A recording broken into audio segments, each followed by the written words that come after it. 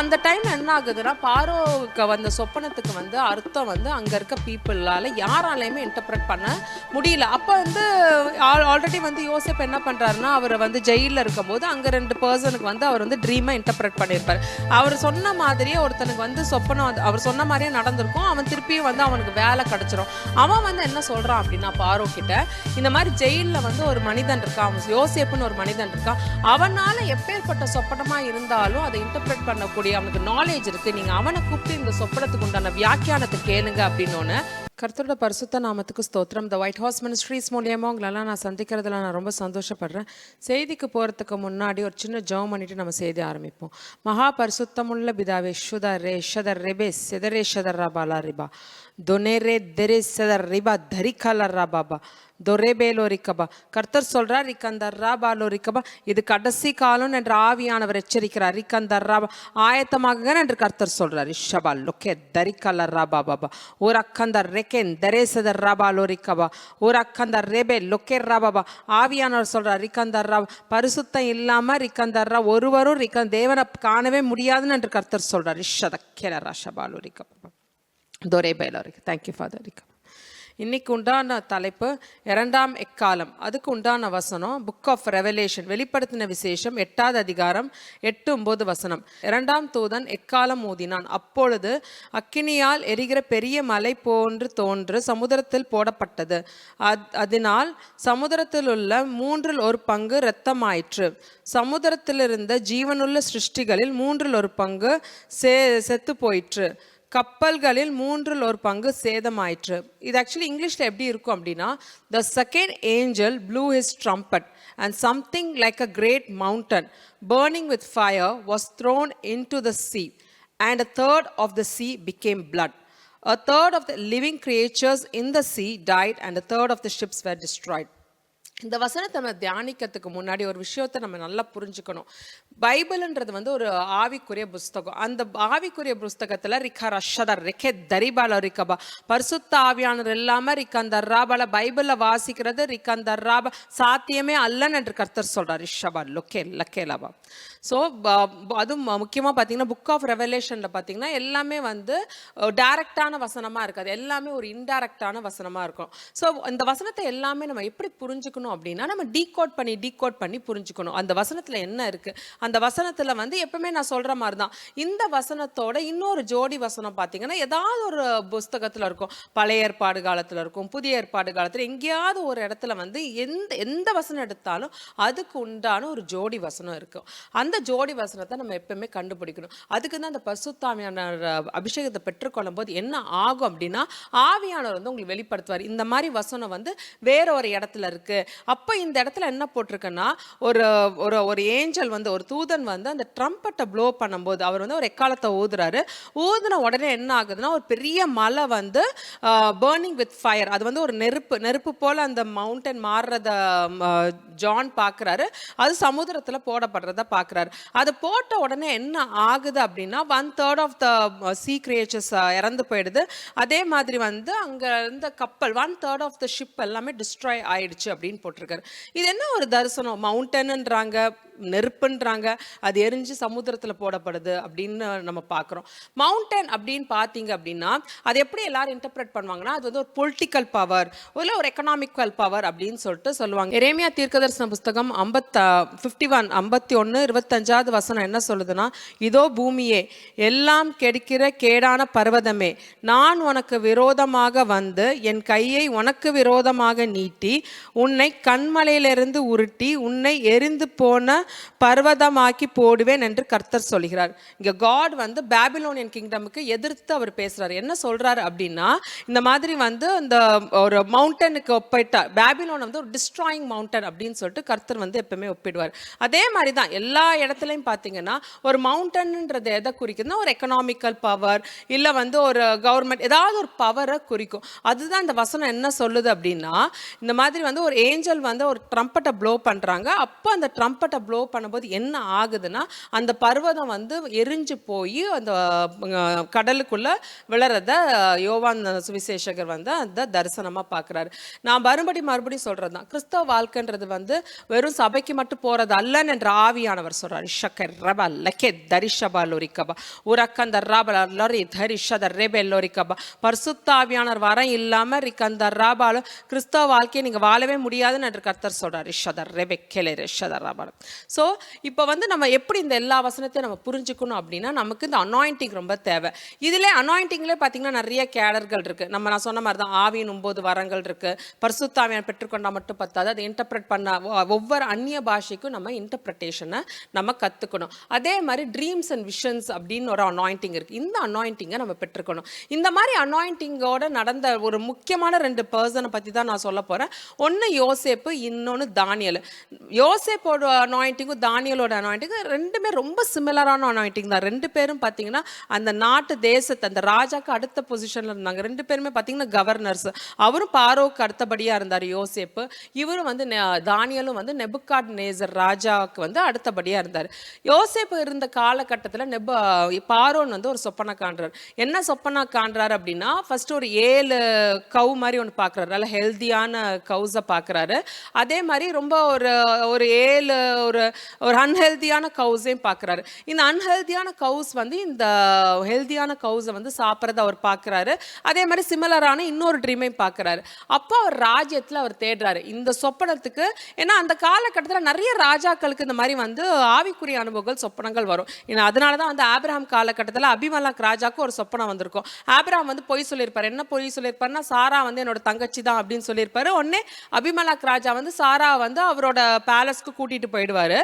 ஆனால் வந்து அவர் சாரா மேலே கை போட்டிருக்க மாட்டார். அன்னைக்கு நைட் என்ன ஆகும்னா, கர்த்தர் வந்து அபிமலாக் ராஜாவோட சொப்பனத்தில் வந்து ஒரு மிரட்டியிருப்பார்.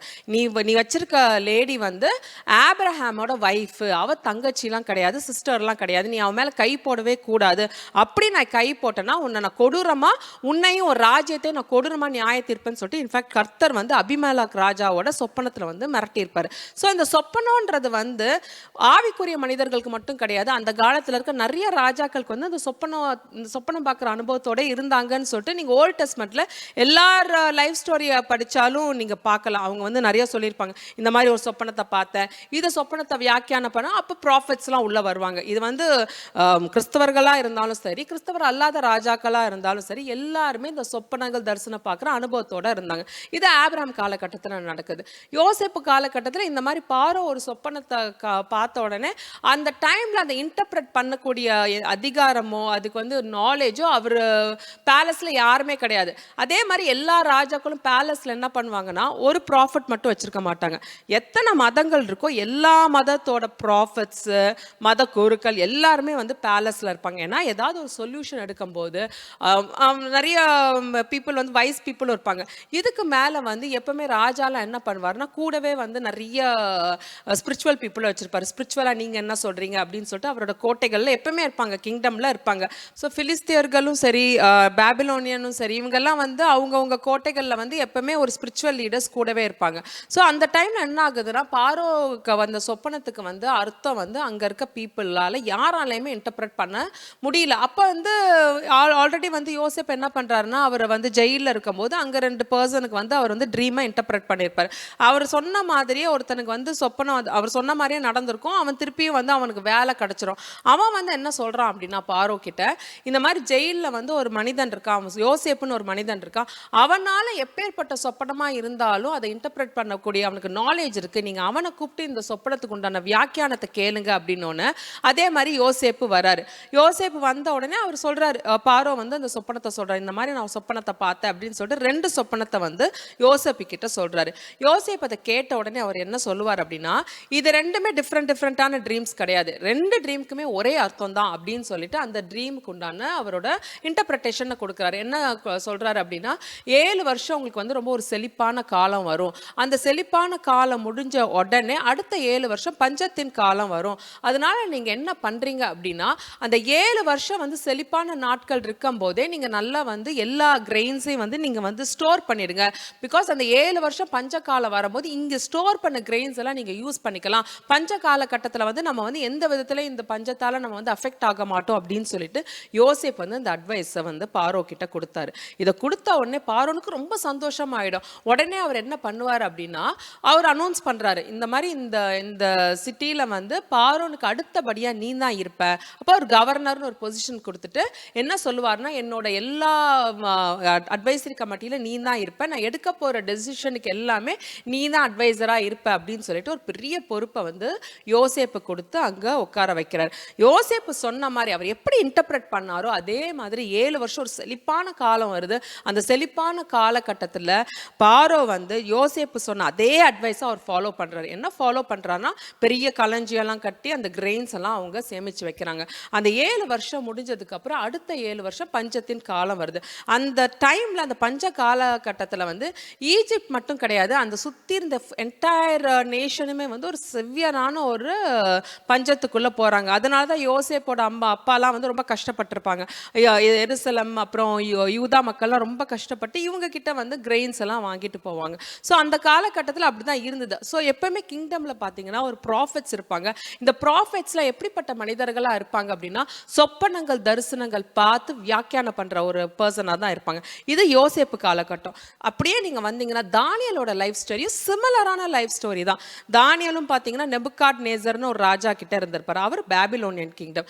பேபிலோன்ன்றது அந்த காலகட்டத்தில் பயங்கர ஒரு ஃப்ளரிஷிங் கிங்டமாக இருந்தது. பயங்கர ஒரு பிரம்மாண்டமான கிங்டம். அந்த கிங் வந்து நெபுகாட் நேசர் என்ன மாதிரி ஒரு ராஜாவாக இருந்தார்னா, எந்த ஊருக்கு போனாலும் அந்த ஊரோட கிங்ஸ் அவர் கான்குயர் பண்ணுவார். இன்ஃபேக்ட் அலெக்சாண்டர் கிரேட் எப்படி இருந்தாரோ அதே மாதிரி ஒரு படி மேலே வந்து பேபிலோனியன் கிங் இருந்தார். அவரோட கிங்டம் பயங்கரமாக இருந்தது. அவர் கிங்டமில் இல்லாததே கிடையாது. நல்ல ஒரு சிவிலைசேஷன், நல்ல பீப்புளெலாம் வந்து நல்ல ஒரு சிவிலைசேஷன்ல இருந்தாங்க. நல்லா செழிப்பாகவே இருந்தாங்க அவர் கிங்டமில் மட்டும். ஸோ அதனால தான் அவர் பார்த்தீங்கன்னா பக்கத்தில் இருந்த எருசலம்லலாம் போய் அங்கே இருக்க பீப்புள் எல்லாம் அவர் கான்கர் பண்ணி இருக்க அவர் கிங்டம் அவர் பில்ட் பண்ணிட்டே இருந்தார். அந்த கிங்டமில் தான் தானியலும் இருக்காரு. அந்த டைமில் நெபுகாட்நேசருக்கு ஒரு பயங்கரமான ஒரு சொப்பனம் வருது. அந்த சொப்பனத்துலேருந்து அவர் ஏஞ்சி பயங்கர டிஸ்டர்பாக எழுந்திருக்கிறாரு. பயங்கர டிஸ்டர்ப்டாக எழுந்திரிச்சு அவர் என்ன பண்ணுறாரு அப்படின்னா, அங்கே இருக்க எல்லா பீப்புளையும் கூப்பிட்றாரு. எல்லா பீப்புளையும் கூப்பிட்டுட்டு அவர் ஒரு வித்தியாசமான கோரிக்கை வைக்கிறார். என்ன கோரிக்கை வைக்கிறாருன்னா, நான் ஒரு சொப்பனத்தை கண்டேன், அந்த சொப்பனத்துக்கு உண்டான வியாக்கியானம் வேணும் அப்படின்னு சொல்லிட்டு அவர் என்ன சொல்லுவார் அப்படின்னா, ஆனால் அந்த சொப்பனத்தை நான் சொல்ல மாட்டேன் அப்படின்னு சொல்லிட்டு நெபுகாட்நேசர் வந்து அங்கே சொல்லுவார். அப்போ அங்கேருந்த வந்து தீர்க்கதரிசிகள் நிறைய வைஸ் பீப்புள்னா என்ன சொல்லுவாங்க அப்படின்னா, நீங்கள் கேட்குறது வந்து சாத்தியமே கிடையாது. யாராலையும் இப்போ இங்கே நிறைய மக்கள் வந்து ட்ரீமை இன்டர்பிரட் பண்ணக்கூடிய வரத்தோடு நாங்கள் இருக்கோம். நீங்கள் என்ன சொப்பனம்னு சொல்லுங்கள், அதுக்கு உண்டான வியாக்கியானத்தை நாங்கள் சொல்கிறோம் அப்படின்னு ராஜா கிட்ட சொல்லும்போது நெபுகாட்நேசர் ராஜா என்ன சொல்லுவார் அப்படின்னா, அந்த சொப்பனம் வந்து நான் ரொம்ப டிஸ்டர்ப் பண்ணிடுச்சு, அந்த சொப்பனத்துக்கு வந்து எனக்கு கரெக்டான அர்த்தம் வேணும். ஏன்னா நீங்கள்லாம் என்ன பண்ணுவீங்கன்னா, ராஜாவை திருப்திப்படுத்துறதுக்காக அந்த சொப்பனத்துக்கு இஷ்டத்துக்கு நீங்கள் வியாக்கியானம், நான் சந்தோஷப்படுற மாதிரி வியாக்கியானம் நீங்கள் சொல்லிடுவீங்க. எனக்கு அப்படிப்பட்ட வியாக்கியானம் தேவையில்ல, அந்த சொப்பனத்துக்கு உண்டான கரெக்டான வியாக்கியானம் எனக்கு வேணும் அப்படின்னு சொல்லிட்டு நெபுகாட்நேசர் வந்து ஒரு வித்தியாசமான கோரிக்கை வைக்கிறாரு. இவங்கெல்லாம் ரொம்ப பயந்துருவாங்க. இல்லை ராஜா, நீங்கள் கேட்குறது வந்து சாத்தியமே கிடையாது. என்ன எவ்வளோ பெரிய மனிதராக இருந்தாலும் அவனுக்கு நீங்கள் அவன் கண்ட சொப்பனத்தை சொல்லி அதுக்கு வியாக்கியானம் சொல்ல முடியவே முடியாது.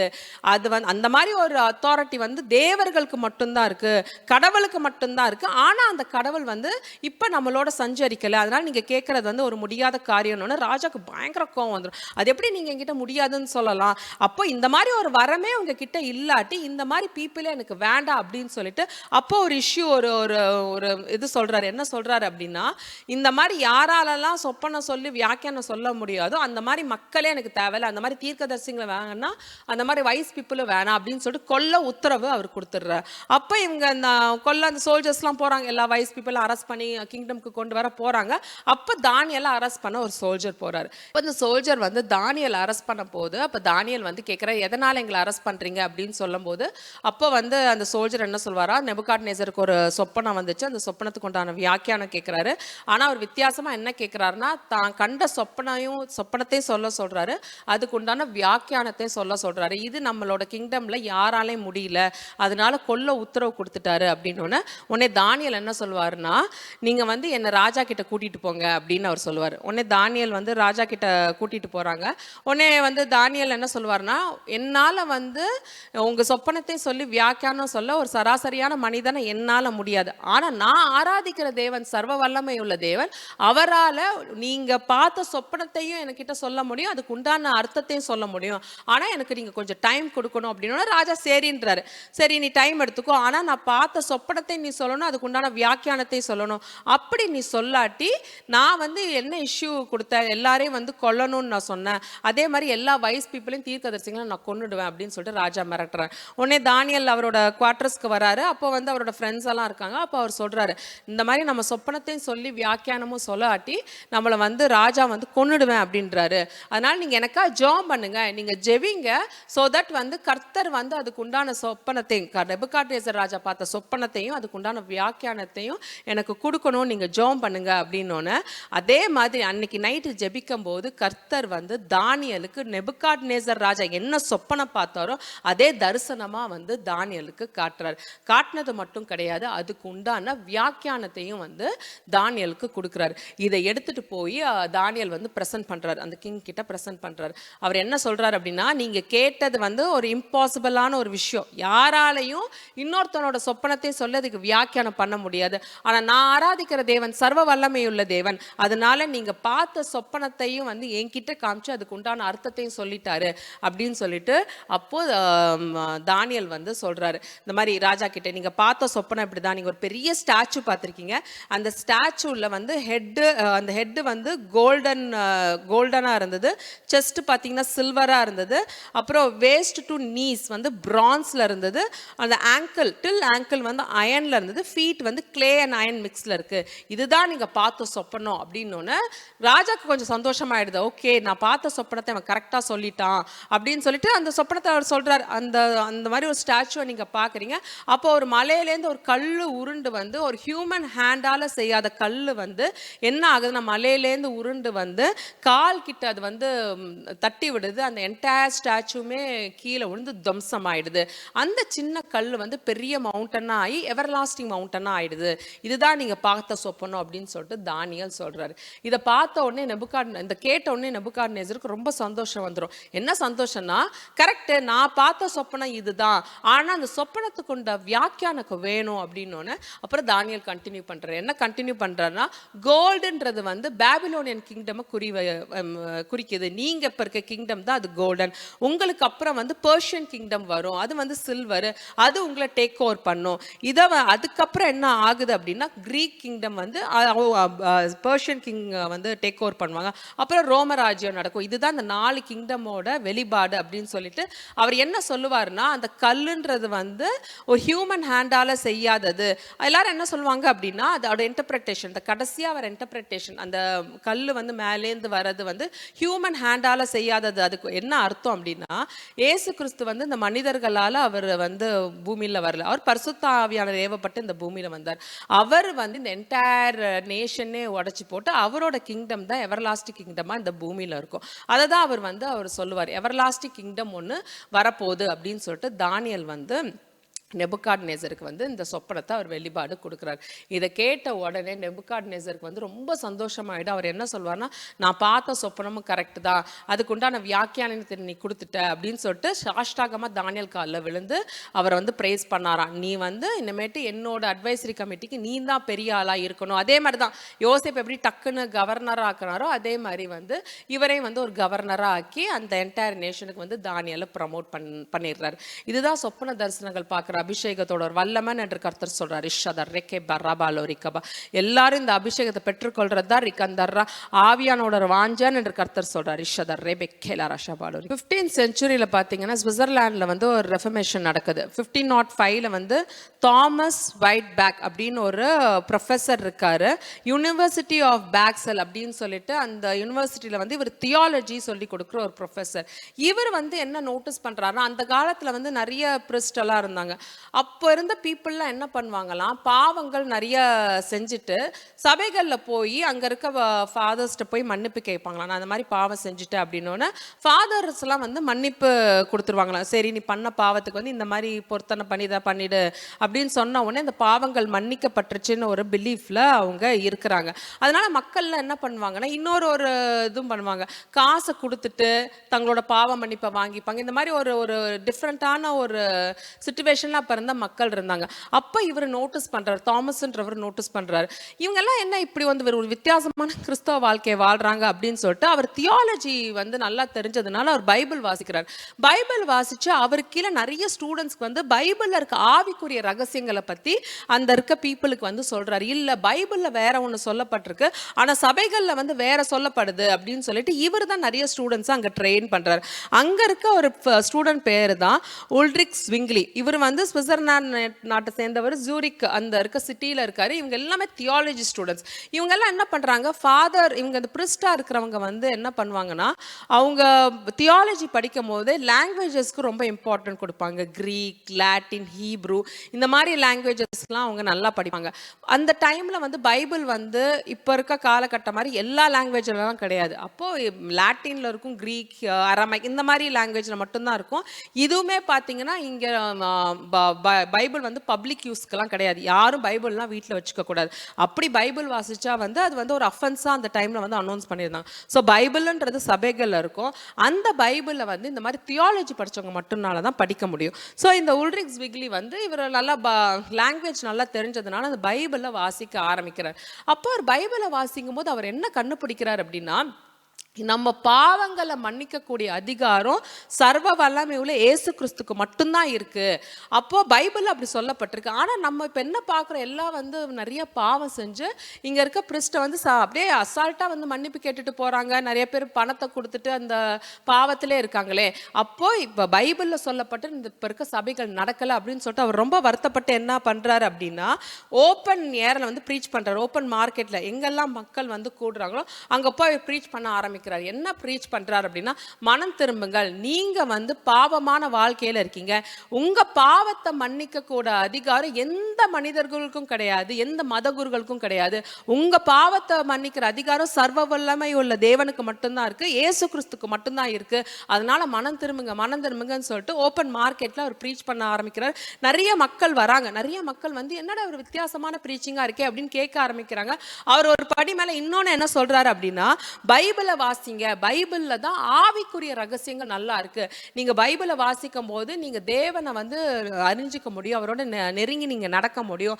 பைபிளை வாசிக்கிறது தான் சரியான கிறிஸ்தவ வாழ்க்கை அப்படின்னு அவர் ப்ரீச் பண்ணும்போது அங்க இருக்க அந்த டைம்ல இருந்த கவர்மெண்ட்டும் கிறிஸ்டியானிட்டி எல்லாம் ஒன்னா தான் இருந்தது. இவங்க வந்து பயங்கர கோவப்படுறாங்க. என்ன நாங்க வந்து வேற ஒன்னு ப்ரீச் பண்ண சொல்றோம், நீ எதுக்கு வேற ஒன்னு ப்ரீச் பண்ற அப்படின்னு சொல்லிட்டு அவரை சபையை விட்டு அனுப்பிச்சிடுறாங்க. நீ வந்து இனிமேல் இங்க இருக்க வேணாம் அப்படின்னு சொல்லிட்டு சபையை விட்டு அனுப்பிச்சிடுறாங்க. ஸோ இவர் என்ன பண்றாரு, வெளியில நிறைய மக்களை வந்து கூப்பிட்டு சொல்றாரு, பைபிள் இதெல்லாம் இருக்கு, பைபிள் அதெல்லாம் இருக்கு அப்படின்னு சொல்லும் போது மக்களுக்கு இன்ஃபேக்ட் வந்து ஸ்விங்லியோட ப்ரீச்சிங் வந்து ரொம்ப பிடிச்சிருச்சு.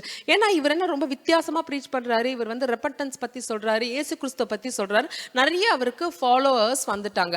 ஸோ கரெக்டா எக்ஸாக்டா 2 years கழிச்சு அங்க பெரிய எழுப்புதல் வருது. எப்படி எழுப்புதல் வருதுன்னா, நிறைய மக்கள் வந்து பைபிள் வாசிக்க ஆரம்பிச்சாங்க. பைபிள் வாசிக்கிறாங்க. அது நிறைய அந்த டைம்ல வந்து மார்ட்டின் லூத்தரும் வந்துட்டாரு. எல்லாம் வந்து அந்த லாங்குவேஜஸ்க்கு ஜெர்மன், நிறைய ஜெர்மன் பைபிள்லாம் பிரிண்ட் ஆகி வெளியில் வந்துருச்சு. நிறைய லாங்குவேஜஸ் வந்து பிரிண்ட் ஆகி வரும்போது மக்கள்லாம் என்ன பண்ணுறாங்கன்னா, அந்த பைபிளை பார்த்து வாங்கி வாசிக்க ஆரம்பிக்கிறாங்க. அப்போ அவங்க சத்தியத்தை அறிஞ்சிக்கிறாங்க. ஆமாம், இவர் சொல்கிறது தான் சத்தியம், நம்மளோட பாவத்தை மன்னிக்கிற அதிகாரம் எந்த மனிதர்களுக்கும் கிடையாது அப்படின்னு சொல்லிட்டு ஒரு எழுப்புதல் வருது. 2 வருஷம் கழிச்சு சுவிட்சர்லாந்து ஒரு நல்ல எழுப்புதல் வருது. நிறைய மக்கள் ரட்சிக்கப்படுறாங்க. இப்போ என்ன ஆகுதுன்னா, கவர்மெண்ட் வந்து பயங்கர கோவப்படுறாங்க. நீ இந்த மாதிரி வந்து மக்களை தப்பா வழி நடத்துற அப்படின்னு சொல்லிட்டு அவருக்கு எதிராக வந்து போரிடுறாங்க. அப்போ ஒரு சிவில் வார் பிரேக் ஆகுது. அந்த சிவில் வார்ல வந்து இந்த சபையில இருக்க மக்களும் இவருக்கும் வந்து பயங்கர சண்டை நடக்குது. அந்த சண்டையில ஆனா அவர் கொல்லப்படுறாரு. 49 வயசுல 49th ஏஜ்ல வந்து அவர் இறந்துடுறாரு. ஆனா அவர் இறக்குறதுக்கு முன்னாடி அவருக்கு நிறைய ஃபாலோவர்ஸ் அவர் கொண்டு வந்துடுறாரு. நிறைய மக்களை வந்து அவர் ட்ரெயின் பண்ணிடுறாரு. இல்ல சத்தியம்ன்றது பைபிள் தான், பைபிள் எல்லாரும் நீங்க வாசிக்கணும், இந்த பைபிள்ல வந்து ஆவிக்குரிய ரகசியங்கள் நல்லா இருக்கு, நிறைய இருக்கு அப்படின்னு சொல்லிட்டு நிறைய ப்ரீச் பண்ணிட்டு அவர் இறந்து போனார். நம்மளும் என்ன பண்ணணும்னா, ஆவியானவர் சொல்றாரு, சபைக்கு மட்டும் போயிட்டு வந்துட்டு வாழ்றது சரியான கிறிஸ்தவ வாழ்க்கை இல்லைன்னு என்று கர்த்தர் சொல்றார். ஆவியானவர் சொல்றார்,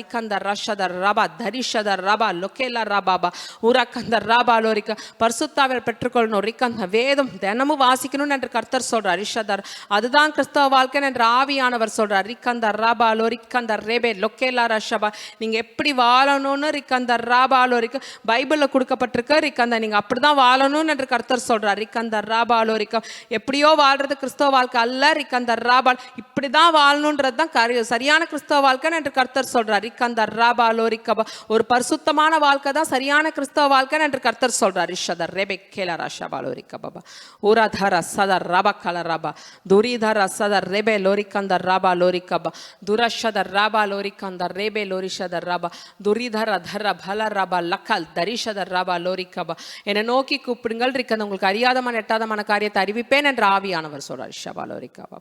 தேங்க்யூ ஃபாதர் ரிஷபா.